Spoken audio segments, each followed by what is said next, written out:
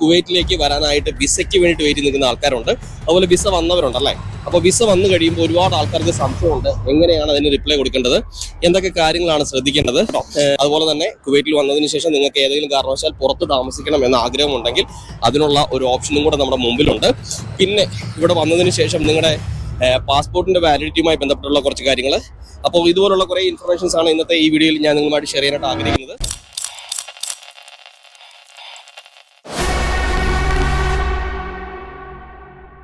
Hi hello, എല്ലാ കൂട്ടുകാർക്കും മല്ലൂസ് ജംഗ്ഷന്റെ ഏറ്റവും പുതിയൊരു ഇൻഫോർമേറ്റീവ് വീഡിയോയിലേക്ക് സ്വാഗതം. ഞാൻ ഇന്ന് ഉള്ളത് മേബുള്ളയിലാണ് കേട്ടോ. ഈ കാണുന്ന 13 നമ്പർ റോഡാണ്. അപ്പോൾ ഇന്ന് ഒരു വീഡിയോ ചെയ്യാമെന്ന് വിചാരിച്ചു. ഇന്നൊരു നൈറ്റ് ഓഫും കാര്യങ്ങളൊക്കെ ആയിരുന്നു. അപ്പോൾ വെറുതെ പുറത്തോട്ടൊന്ന് ഇറങ്ങിയപ്പോൾ ഒരു വീഡിയോ ചെയ്യാമെന്ന് വിചാരിച്ചു.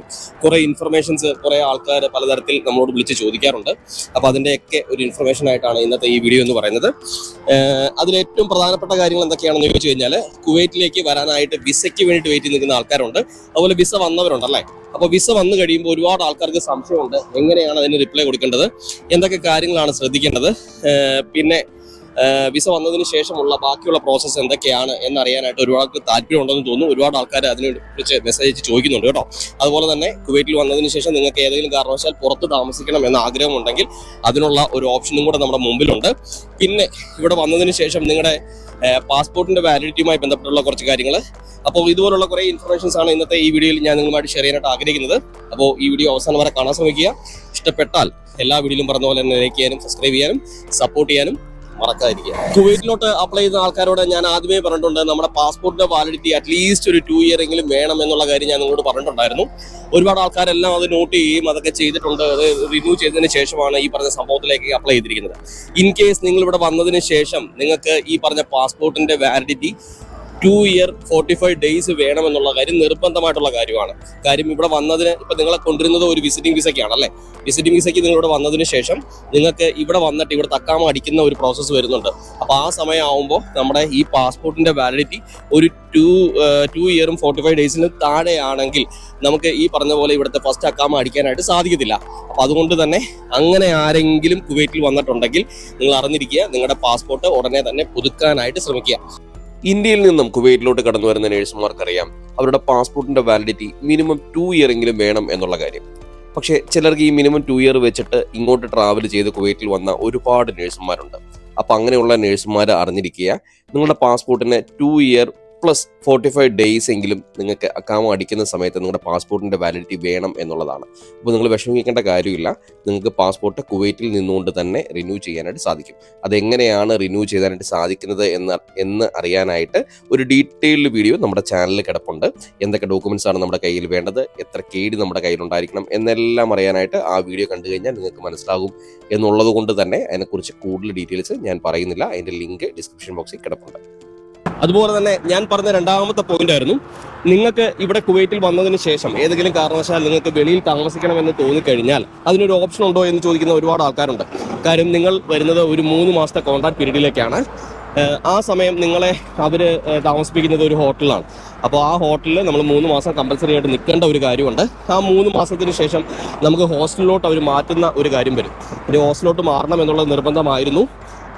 അപ്പോൾ ഇപ്പോഴത്തെ സാഹചര്യത്തിൽ നിങ്ങളുടെ ഫാമിലിയോ അല്ലെങ്കിൽ ഹസ്ബൻഡോ കാര്യങ്ങളൊക്കെ ഇവിടെ ഉണ്ടെങ്കിൽ നിങ്ങൾക്ക് പുറത്തു പോയി താമസിക്കാൻ പറ്റുമോ എന്ന് ചോദിക്കുന്ന ഒരുപാട് ആൾക്കാരുണ്ട്. അപ്പോൾ നിങ്ങൾ അറിഞ്ഞിരിക്കുക, നിങ്ങൾക്ക് അതിനുള്ള ഒരു ഓപ്ഷൻ ഉണ്ട്. നിങ്ങൾക്ക് ഈ പറഞ്ഞതുപോലെ ഏതെങ്കിലും കാരണവശാൽ നിങ്ങൾക്ക് പുറത്ത് താമസിക്കണമെന്ന് തോന്നിക്കഴിഞ്ഞാൽ നമുക്ക് MOHൽ ചെന്ന് നമ്മളത് റിപ്പോർട്ട് ചെയ്ത് കഴിഞ്ഞാൽ അവിടെ നിന്ന് ഒരു ഫോമും കാര്യങ്ങളൊക്കെ തരുന്നതാണ്.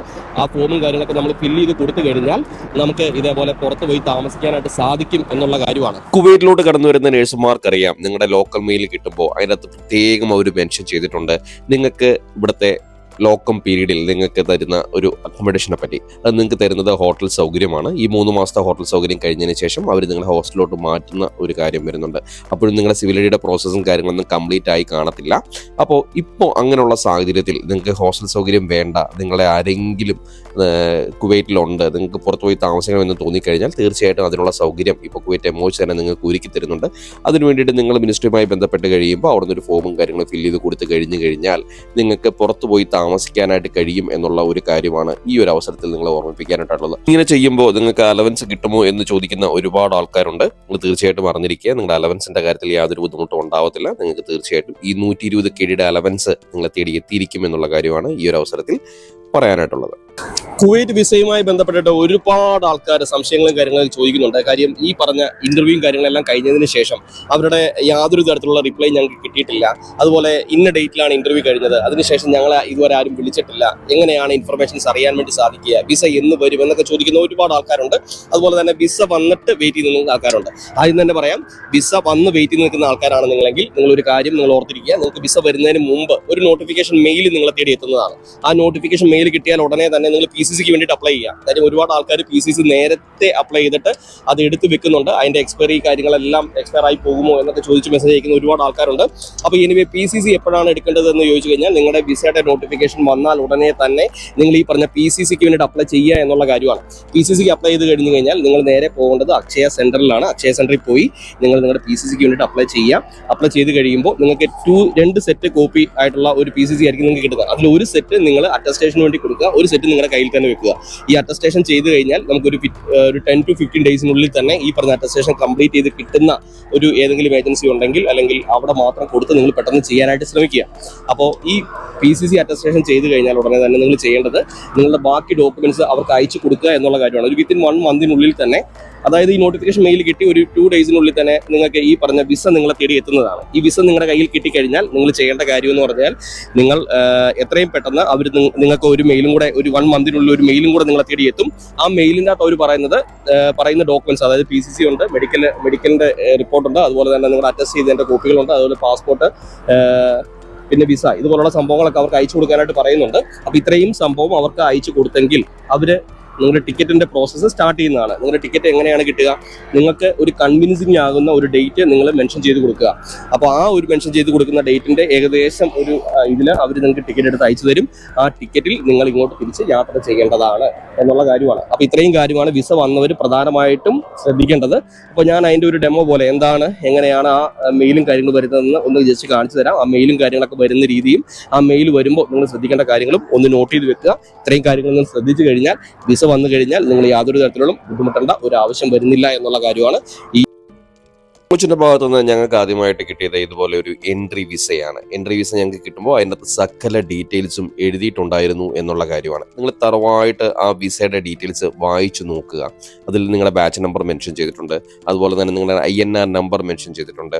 നിങ്ങൾക്ക് എന്തൊക്കെ കാര്യങ്ങളാണ്, ഡോക്യുമെന്റ്സ് ആണ് അവർക്ക് അയച്ചു കൊടുക്കേണ്ടത്, എന്തൊക്കെ ഡോക്യുമെന്റ്സ് നമ്മൾ അറ്റസ്റ്റ് ചെയ്ത് കയ്യിൽ വെക്കണം ട്രാവൽ ചെയ്യുന്ന സമയത്ത്, അല്ലെങ്കിൽ നിങ്ങളുടെ വിസയിൽ എന്തെങ്കിലും തരത്തിലുള്ള ബുദ്ധിമുട്ടുണ്ടെങ്കിൽ ഏത് മെയിൽ ഐഡിയുമായിട്ടാണ് ബന്ധപ്പെടേണ്ടത്, ഇങ്ങനെയുള്ള എല്ലാ ഡീറ്റെയിൽസും അടങ്ങിയിരിക്കുന്ന ഒരു ഡീറ്റെയിൽഡ് ആയിട്ടുള്ള ഒരു മെയിലാണ് അവർ നമുക്ക് ആദ്യമായിട്ട് തന്നെ അയച്ചു തന്നത്. അപ്പോൾ ആ മെയിൽ ത്രൂ ഔട്ട് നിങ്ങൾ വായിച്ചു കഴിയുമ്പോൾ തന്നെ നിങ്ങളുടെ സംശയങ്ങൾക്കെല്ലാം ഉത്തരം അവിടെ തന്നെ കിട്ടുന്നതാണ് എന്നുള്ള കാര്യമാണ്. പോരാതെ എടുത്തു പറയേണ്ട ഒരു കാര്യം എന്ന് പറയുന്നത്, ഇന്ന് ഇപ്പോൾ പുതിയതായിട്ടൊക്കെ മെയിലും കാര്യങ്ങളും അതുപോലെ വരുന്ന ആൾക്കാർക്ക് വിസ വരുന്നതിന് മുമ്പായിട്ട് തന്നെ ഒരു നോട്ടിഫിക്കേഷൻ മെയിൽ വിത്തിൻ 2 ഡേയ്സിനുള്ളിൽ തന്നെ ഒരു നോട്ടിഫിക്കേഷൻ മെയിൽ അവർക്ക് കിട്ടുന്നുണ്ട് എന്നുള്ള കാര്യമാണ്. ആ മെയിൽ കിട്ടിക്കഴിഞ്ഞാൽ ഉടനെ തന്നെ നമുക്ക് ഈ പറഞ്ഞ PCCക്കും കാര്യങ്ങളൊക്കെ അപ്ലൈ ചെയ്യാനായിട്ട് സാധിക്കും. നിങ്ങൾക്ക് ഇപ്പോൾ പ്രസന്റ്ലി ജോലി ചെയ്തുകൊണ്ട് നിൽക്കുന്നവരാണെങ്കിൽ നിങ്ങൾക്ക് ഈ പറഞ്ഞ പോലെ റിസൈൻ കൊടുക്കാനായിട്ടുള്ള ഒരു ടൈമും കാര്യങ്ങളൊക്കെ എടുക്കാനായിട്ട് സാധിക്കും. അപ്പോൾ ഇങ്ങനെയാണ് നമുക്കൊരു മെയിൽ ആദ്യമായിട്ട് കിട്ടുന്നത്. ആ മെയിലിനകത്ത് തന്നെ എല്ലാ ഡീറ്റെയിൽസും എഴുതിയിട്ടുണ്ട്. നിങ്ങളുടെ വിസ വന്നു കഴിഞ്ഞാൽ നിങ്ങളുടെ വിസ വരുന്നത് ബ്ലാക്ക് ആൻഡ് വൈറ്റ് ഫോർമാറ്റിലായിരിക്കും. അത് നിങ്ങൾക്ക് കളർ കോപ്പി എടുക്കേണ്ടതായിട്ട് ആവശ്യം വരുന്നുണ്ട്. അപ്പോൾ അതെങ്ങനെ ചെയ്യാൻ വേണ്ടി സാധിക്കും? നിങ്ങളുടെ കുവൈറ്റ് വിസ എന്ന് പറഞ്ഞ ആപ്പ് നിങ്ങൾ ഡൗൺലോഡ് ചെയ്തെടുത്ത് അതിൽ നിങ്ങൾ ഈ ബാർകോഡും കാര്യങ്ങളും സ്കാൻ ചെയ്ത് കഴിയുമ്പോൾ ഓട്ടോമാറ്റിക്കലായിട്ട് നിങ്ങൾക്ക് നിങ്ങളുടെ വിസ കളർ കോപ്പിയായിട്ട് എടുക്കാനായിട്ട് സാധിക്കുന്നതാണ്. അപ്പോൾ കളർ കോപ്പി എടുത്ത പാസ്പോർട്ടിൻ്റെ വിസയുടെ കോപ്പിയും കാര്യങ്ങളൊക്കെയാണ് നമ്മൾ ട്രാവൽ ചെയ്യുന്ന സമയത്ത് ഉപയോഗിക്കേണ്ടത് എന്നൊക്കെ ഇതിനു മുമ്പുള്ള വീഡിയോയിലൊക്കെ ഞാൻ പറഞ്ഞിട്ടുണ്ട്.